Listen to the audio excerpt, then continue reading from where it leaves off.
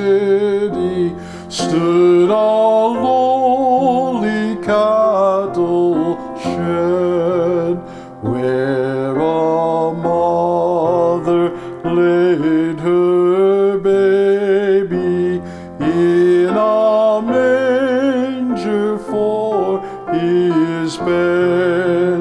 Mary was that mother mild, Jesus Christ, her little child.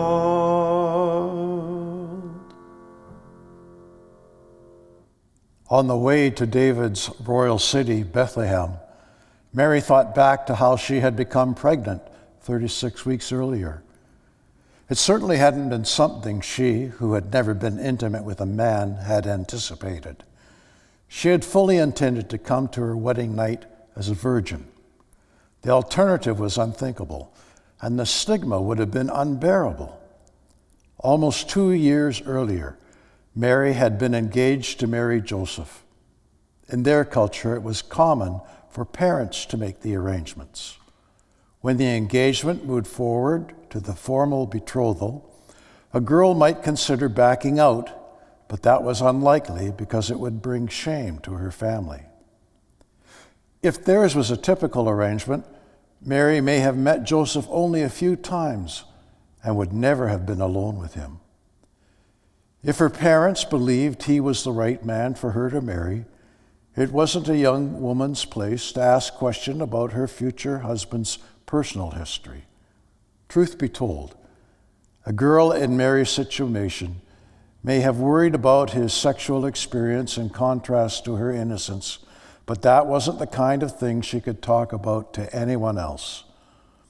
Mary certainly knew of married couples who loved each other, and that's what every bride wanted and prayed for. Betrothal was serious, equivalent to marriage without living together. The day they were betrothed, she was referred to as Joseph's wife, and he as her husband. And it would take a legal divorce to end their relationship. A year would pass before they would actually marry, and she would move in with Joseph and his family.